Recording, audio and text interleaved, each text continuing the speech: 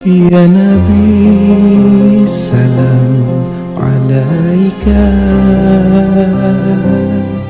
Ya Rasul, salam alaika. Ya Habib, salam alaika. Salawatullah alaika. Ya Nabi, salam alaika. Kepada Allah, hari ini Allah berikan kita dapat bersilaturahmi bersama di tempat yang mulia dalam rangka sujud keliling sekaligus halal bihalal DMI sekaligus kerjasama dengan DKM Masjid Mushola sekeluar masyarakat. Mudah-mudahan hari ini menjadi hari yang membahagiakan untuk kita semuanya.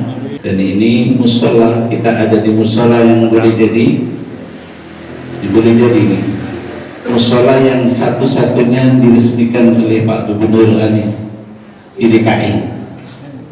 Belum ada kan, yang lainnya mungkin masjid, tapi satu-satunya musola. Hebat nih Pak Muhammad Nasir, bisa mengundang beliau langsung datang ke sini loh.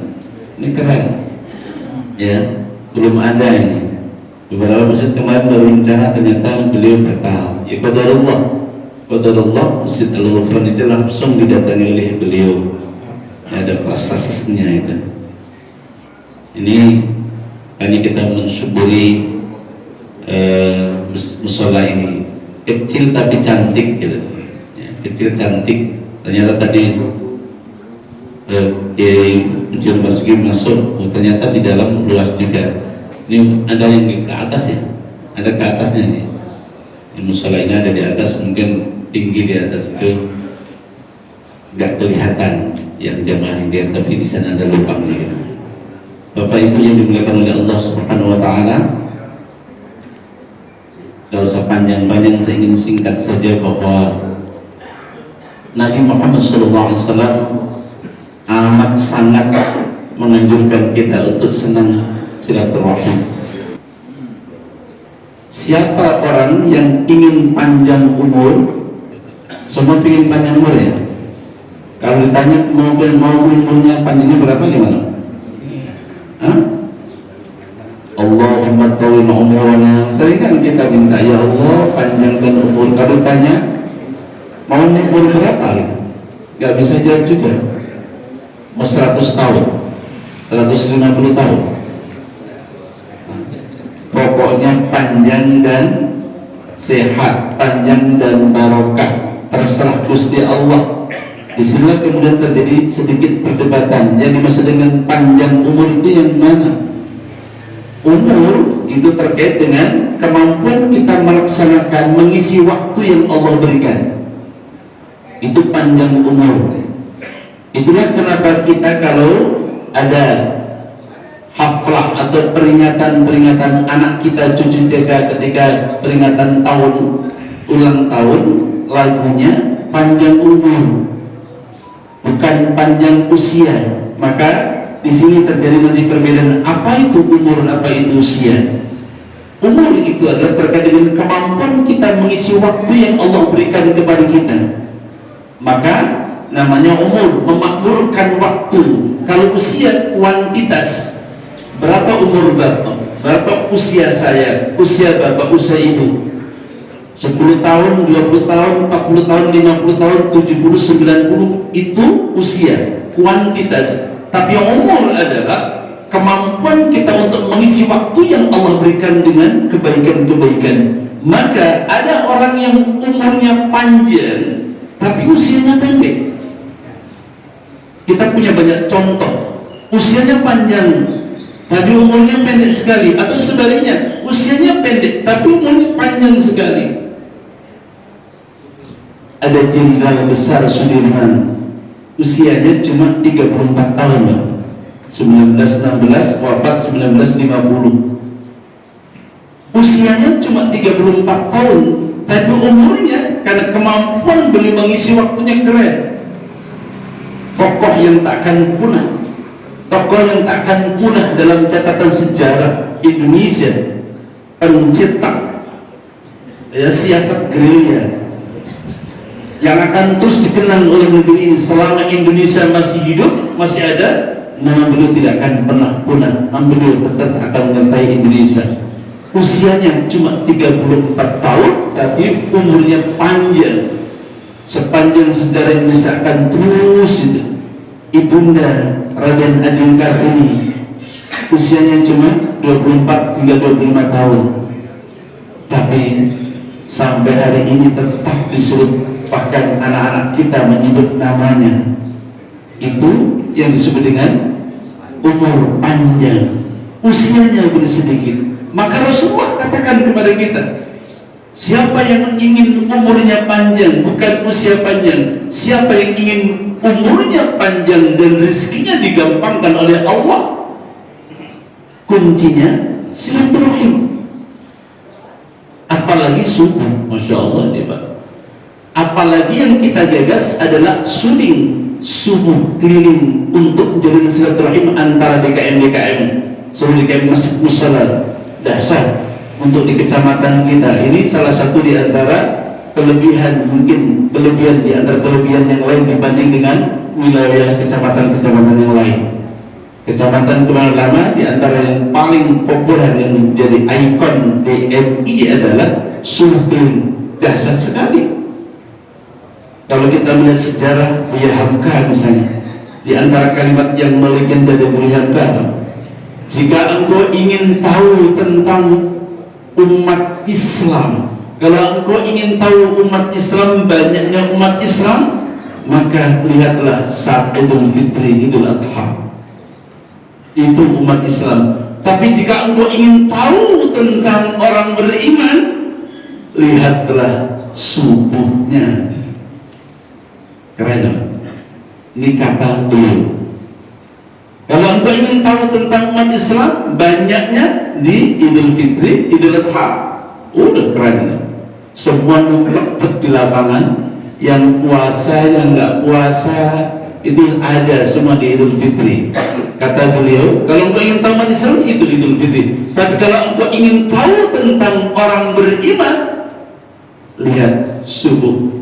Itulah kenapa Nabi Sallallahu Alaihi Wasallam dalam satu riwayat dengan mengatakan, jika engkau melihat orang ahli masjid, ahli musalla, cukup engkau saksikan dialah orang beriman.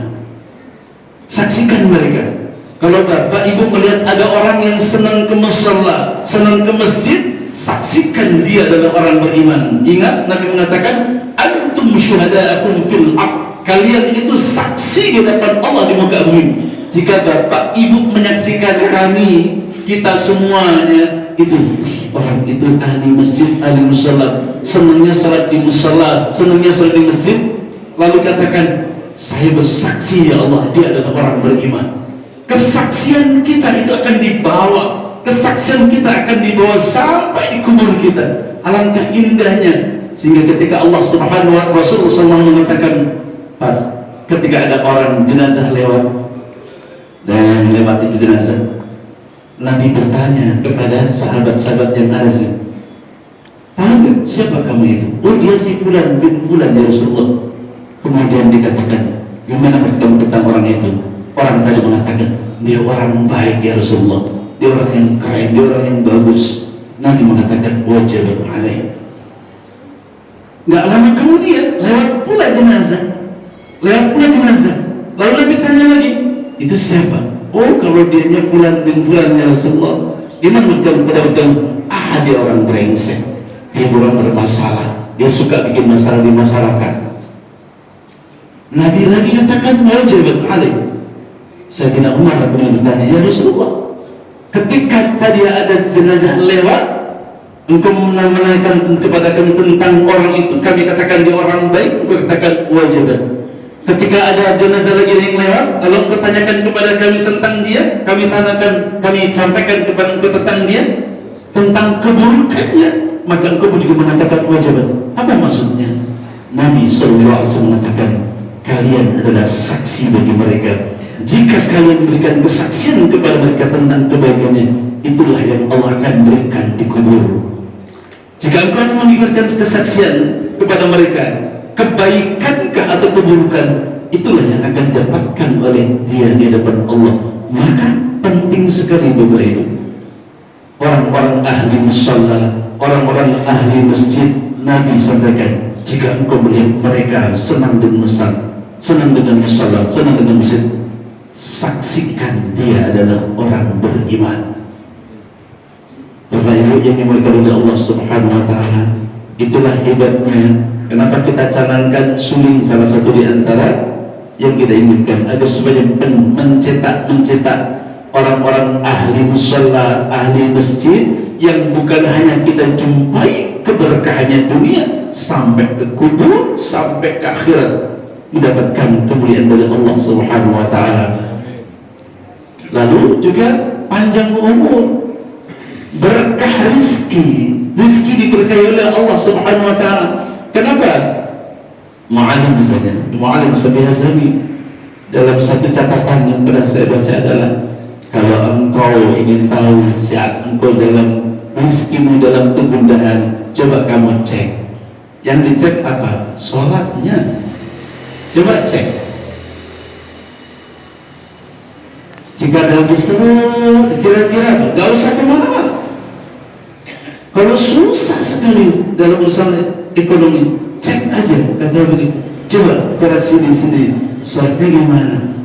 Sudah benar enggak? Sholatnya di masjid, di musalla, atau gimana?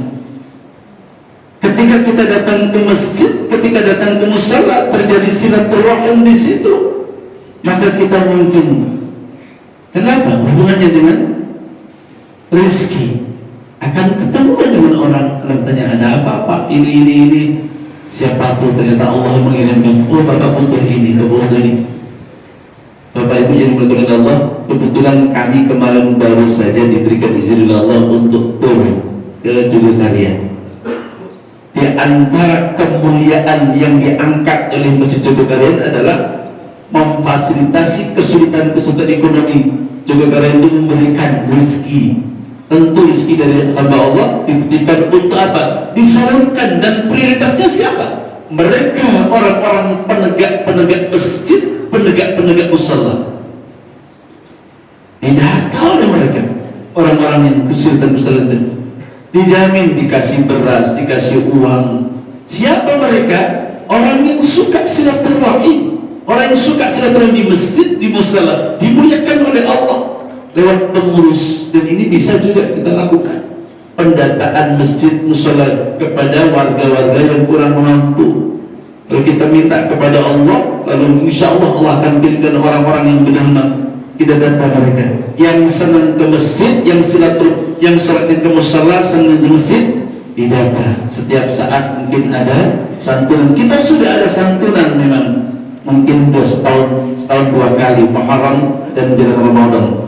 Tapi di Jogokarian tidak, setiap bulan, setiap bulan dipanggil mereka, dan mereka kemudian memenuhi.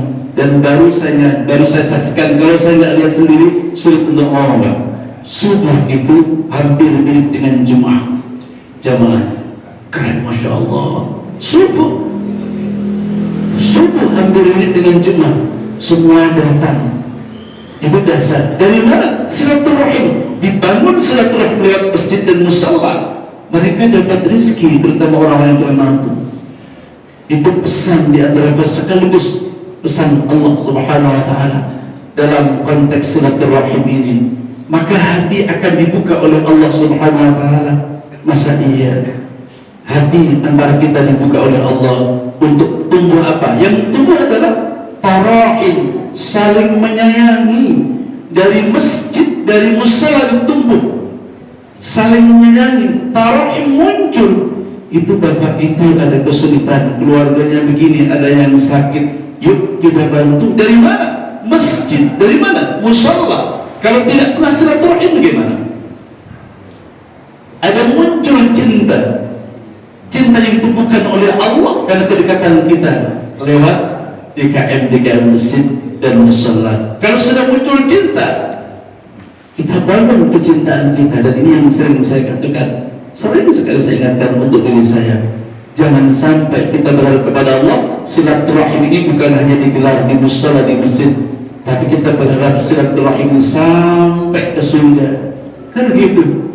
Inginnya diangkat oleh Allah lembaga silaturahim kita yang kita buat di masjid ini, di musala ini sampai ke surga. Karena kesaksian di antara kita sama-sama bareng mendapatkan rahmat di dunia, bareng mendapatkan rahmat di kubur, bareng mendapatkan rahmat sampai ke akhirat di surga. Kalau sudah seperti itu, kalau kita bangun silaturahim, munculkan cinta dan kasih sayang, otomatis kita akan mudah untuk menghalalkan satu dengan yang lain. Tak ada yang bisa, yang tidak ada yang tidak bisa kita lakukan. Dalam konteks inilah Nabi ingatkan kepada kita dalam konteks sosial. Ibadah kita hebat mungkin, puasanya, sholatnya, sedekahnya, haji, umrah terus, tapi Nabi ingatkan kepada kita semuanya. Yang diingatkan oleh Nabi apa? Setiap kita ingin jadi orang yang beruntung tentu dengan ibadah-ibadah kita. Memang Nabi bilang, bapak, ibu, dan saya gak akan masuk surga dengan ibadah. Gak.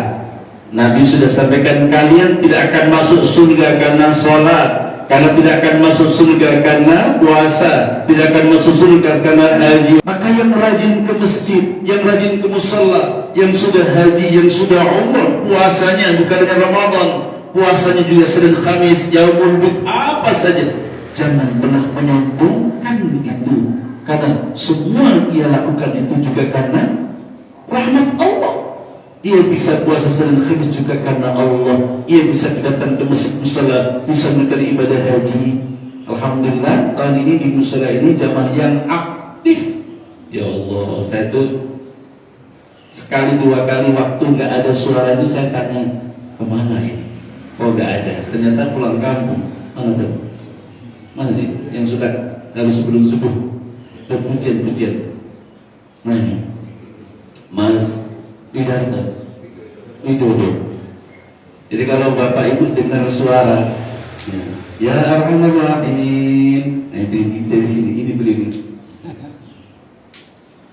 Nah, saya dekat sini kan dengar. Suatu ketika nggak ada suara nih. 2 atau 3 hari saya tanya, ternyata sedang pulang. Kapan waktu itu ya? Sebelum Ramadan ya? Ternyata pulang kampung. Saya kaget betul. Karena itu pernah saya lakukan, pernah kita lakukan waktu di kampung, di pondok itu menjelang sebelum tarhim. Sebelum tarhim itu selalu di lingkungan ini hanya musyola ini. Nah dulu ini, insya Allah dulu nanti mau Allah panggil untuk melakukan ibadah haji. Mudah-mudahan Allah lancarkan manasik semuanya menjadi haji yang mabrur sama istri beliau. Masya Allah. Itu panggilan. Siapa yang menggerakkan sampai seperti itu? Allah. Bukan karena diri kita. Allah. Itulah yang dikatakan Nabi. Kalau engkau sampai puncaknya masuk surga, bukan karena engkau, tapi karena rahmat Allah. Karena rahmat dari Allah Subhanahu wa ta'ala. Cinta, kembali rahmat itu cinta. Yang suka ketemu, yang suka silaturahim akan dibangun cinta. Karena tanpa itu bahaya. Jangan pernah sombong dengan semua yang ada hari ini. Nabi ingatkan, engkau ingin menjadi orang beruntung, ujungnya surga, ujungnya surga. Tapi Nabi ingatkan kepada kita, ada loh orang-orang yang ahli ibadah, ia sholat, ia puasa, ia haji, ia umrah, sedekahnya banyak, tapi celaka. Nabi sampaikan kepada sahabat kayak gini nih, sahabat-sahabatku, atadruna manil muflis? Tahu gak kamu siapa orang yang bangkrut? Orang semua berpikir kalau bangkrut itu urusannya dengan dunia. Mereka sahabat angkatakan, ya Rasulullah, al-muflis man la dirhaman wa la mata'. Orang bangkrut itu orang yang gak punya duit, orang yang gak punya kesenangan. Ya Rasulullah, bala, bukan.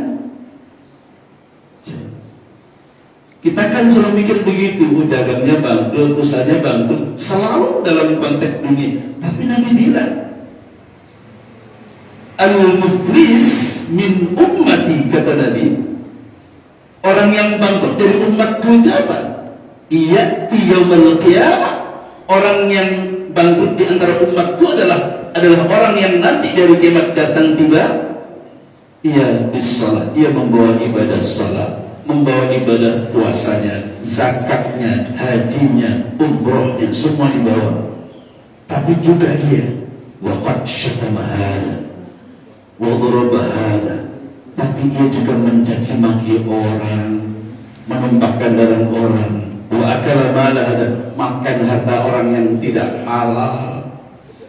Dibawa semua, hajinya dibawa, salatnya dibawa, umrahnya dibawa, puasanya dibawa mati, dibawa ke dalam Allah.